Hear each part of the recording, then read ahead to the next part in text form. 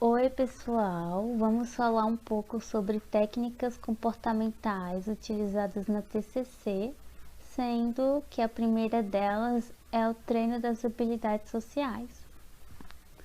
Esse termo, habilidades sociais, não tem uma definição única e por isso nós escolhemos a do Portela, na qual se refere à existência de diferentes classes de comportamentos sociais no repertório do indivíduo para lidar de maneira adequada com as demandas e situações interpessoais. Ou seja, o indivíduo vai ter a capacidade para escolher no seu repertório comportamentos que são adequados ao contexto em que ele está atuando naquele momento. Essas habilidades, elas são naturais porque em situações cotidianas nós estamos inseridos em contextos grupais diferentes desde que nós nascemos. Então nós estamos inseridos na família, na escola, na igreja, em grupos de esportes e dentre tantos outros. São justamente esses grupos que vão proporcionar condições para que nós possamos adquirir esses tipos de competências. Mas existe ainda o risco dessas condições não serem tão favoráveis e acabarem causando déficits nas habilidades sociais e impactarem negativamente nas relações interpessoais do sujeito. Para superar esse déficit, é preciso então que o indivíduo tenha algum tipo de intervenção, como por exemplo intervenção terapêutica. Se esse terapeuta trabalhar com a TCC, então ele vai poder aplicar técnicas como a psicoeducação, a reestruturação cognitiva e o roleplay para ajudar o paciente a adquirir esse tipo de comportamento. Esse profissional, então, vai mediar várias atividades que foram previamente planejadas com o intuito de ampliar ou melhorar as habilidades que já foram aprendidas pelo sujeito, mas que ainda são deficitárias. Ele vai poder também ensinar novas habilidades significativas e até mesmo ajudar a diminuir comportamentos que não estão sendo favoráveis nas relações interpessoais do indivíduo na sua vida cotidiana. A essa situação nós vamos chamar de treino de habilidades sociais e ela vai poder se valer de técnicas de avaliação que podem ser do tipo autoinformes, entrevistas, avaliações pelos outros, autorregistro e registros psicofisiológicos. Esse treino vai poder estar estruturado em 3 enfoques teóricos que podem ser tanto operantes, ecléticos e de aprendizagem social. A TCC ela se utiliza muito mais da aprendizagem social, que é aquela postulada por Bandura. Muitos sujeitos podem ser beneficiados com esse tipo de treinamento, ainda mais se forem pessoas que apresentam transtornos de ansiedade social, do espectro autista ou agorafobia. Ademais, ambientes que podem ser bastante interessantes para se trabalhar essas técnicas são as organizações e as escolas. Muitos são os comportamentos que vão corresponder àquilo que nós chamamos de habilidades sociais, tais como a assertividade, a comunicação verbal, a comunicação não verbal, autoapresentação positiva, capacidades empáticas e capacidades reforçadoras. No entanto, nós vamos nos ater apenas na assertividade.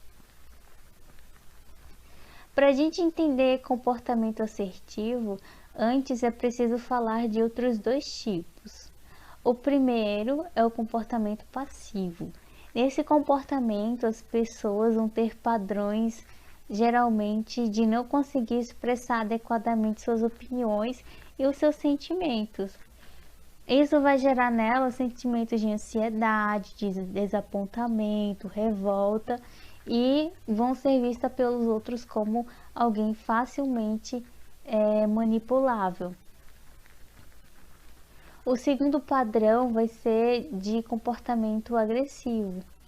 Pessoas assim geralmente são incisivas e violam a vontade alheia para conseguir o que querem. Não são muito bem percebidas com bons olhos, né, uma vez que utilizam bastante da agressividade e podem causar no outro até mesmo o desejo de vingança. Geralmente elas se percebem como pessoas superiores, mas podem ficar envergonhadas pelo comportamento explosivo que tiveram.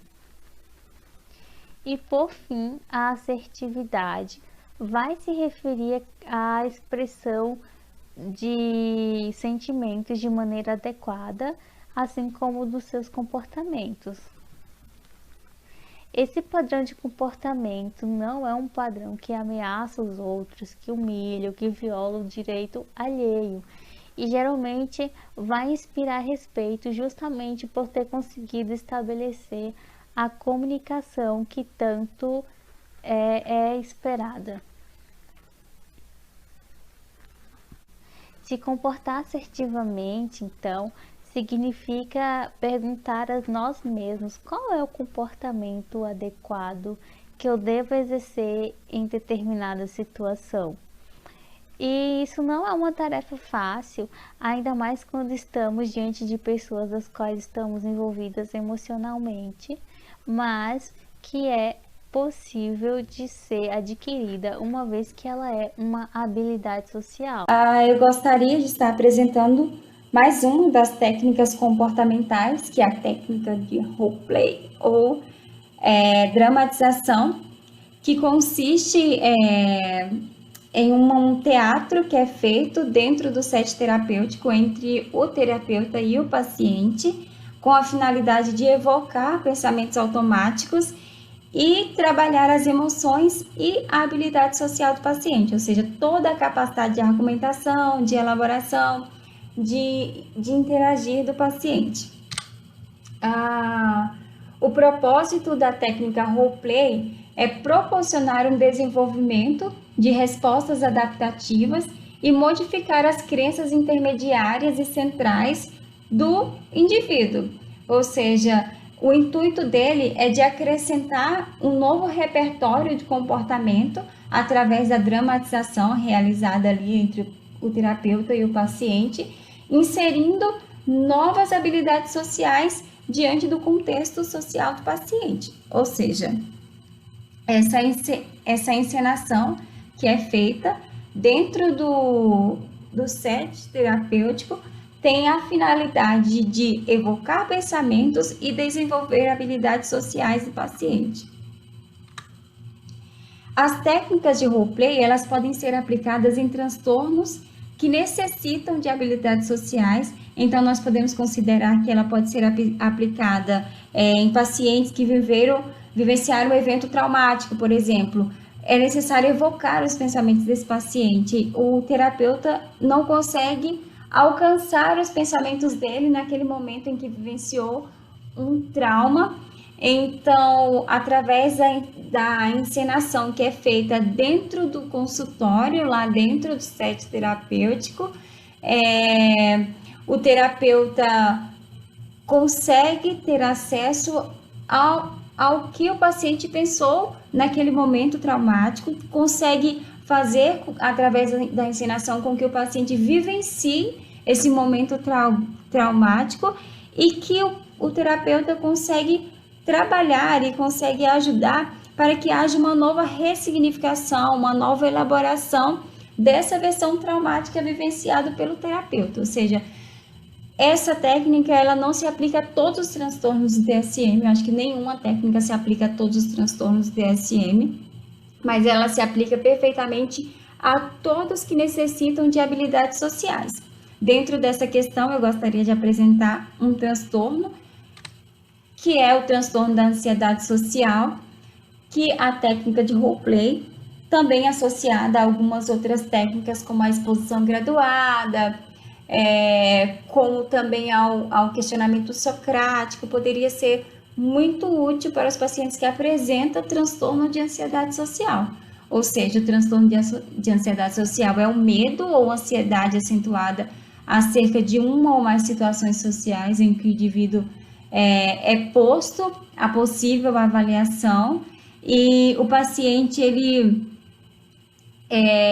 tem um tipo de crença disfuncional que tem sempre que causar uma boa impressão ou que todos estão observando de forma negativa. Então, dentro do set terapêutico, Nós poderíamos trabalhar com o paciente que apresenta um transtorno de ansiedade social com uma encenação expondo o paciente a uma situação específica, a uma fobia específica que ele tem. Ele tem uma fobia específica que eu me refiro, seria...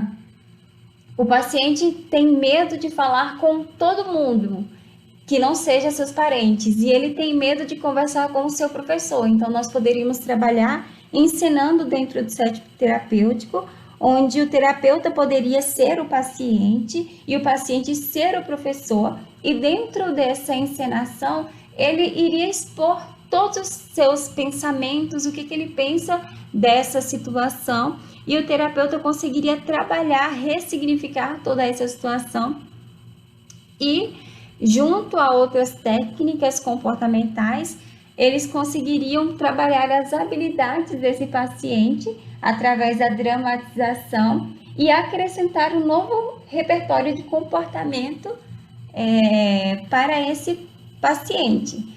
Nós poderíamos também trabalhar com essa técnica para os pacientes que vivenciaram um evento traumático, que não consegue expor o que ele vivenciou nesse momento, e através dessa técnica os pensamentos dele seriam evocados e o terapeuta ter acesso e conseguir trabalhar com ele diante desse trauma vivenciado. Eu tenho pouco tempo para falar de todas essas técnicas, mas eu escolhi o transtorno da ansiedade social, né, que é a fobia social, para estar apresentando para vocês o quanto a técnica de roleplay ela pode ser útil dentro dessa encenação. O paciente ele tem medo de conversar com qualquer pessoa, ele tem medo de conversar, de sair de casa e ter contato com qualquer pessoa que não seja seu parente. E o terapeuta, dentro de uma dramatização, ele consegue expor o paciente ali dentro do set terapêutico, ele consegue expor esse paciente e esse paciente vivencia, né, através da dramatização, esse contato social com outras pessoas dentro dessa peça teatral, e ele se torna mais hábil a ter um contato com outras pessoas fora do consultório terapêutico. A técnica do experimento comportamental é onde o terapeuta ele cria experiências para que o paciente teste diretamente o seu pensamento durante as suas próprias sessões, mas também entre elas. Essa técnica de experimento comportamental ela é muito utilizada na abordagem de TCC, onde o paciente é exposto a seus pensamentos disfuncionais com o objetivo de demonstrar que, na maioria das vezes, seus pensamentos podem ser excessivos, como, por exemplo, basta o paciente olhar para uma imagem de uma aranha que vai ficar tão nervoso ou ansioso que não vai conseguir pensar ou raciocinar. Então, assim, a maneira como as pessoas interpretam os eventos influencia diretamente nas emoções e nos seus comportamentos. O terapeuta, ele utiliza dos seus domínios para ajudar o paciente a compreender que tal situação é menos intimidador do que parece ser e que o paciente é capaz de ultrapassar os seus limites ou seus traumas. Ou seja, o terapeuta ele vai associar-se no espiritismo colaborativo, não sabendo até que ponto o seu pensamento automático é válido ou não. Só que junto ele vai tentando a esse pensamento para desenvolver respostas mais úteis e adequadas do tratamento. Mas como é feito esses experimentos comportamentais? As cognições adequadas, geralmente, elas estão vinculadas às previsões negativas do paciente. Um paciente deprimido, por exemplo, ele pode ter o pensamento automático de: se eu tentar ler alguma coisa, não vou conseguir me concentrar o suficiente para entender. Então, através disso, o terapeuta vai pedir ao paciente para ler uma passagem curta de um livro no consultório para ver até que ponto o pensamento dele é válido. Então, o terapeuta ele irá planejar colaborativamente experimentos que testem esse tipo de ideia. E através dessa técnica, de início, o tratamento ele se dá em colocar o foco nos seus pensamentos singulares para algumas situações, no qual costumam ser vulneráveis à mudança. Já durante a terapia, o terapeuta ele continua trabalhando em seu nível de pensamento automático, porém salienta na reorganização cognitiva, mais generalizada do seu paciente, como seus pressupostos implícitos e suas crenças nucleares. Ou seja, ele vai começar a assimilar os seus dados positivos que ouviu enquanto o paciente discutia os seus problemas e ele vai questionar o que esses dados positivos significaram para ele, né? Então, assim, essa técnica de experimento comportamental, ela é essencial para o paciente lidar com seus pensamentos disfuncionais e ter a capacidade de ter um comportamento mais hábito em suas determinadas situações. E esse experimento, ele é sempre colocado em prática durante as sessões e no dia a dia do seu paciente, como na sessão de assimilar os dados positivos, né, apontado a ele, como já disse anteriormente, e o terapeuta ele vai elaborar exercícios para facilitar que ele experimente um senso de prazer e de realizações, que é no caso dos exercícios que é entregue a ele para casa, né?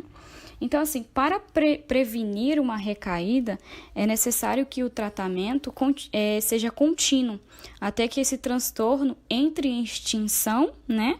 E o paciente aprenda as suas habilidades mais precisas do seu tratamento, né? Então, assim, a gente só pode cancelar o tratamento após a extinção do que foi visto no início do seu tratamento. Então, através do trabalho apresentado, o grupo agradece a todos pelo interesse em vista do nosso trabalho.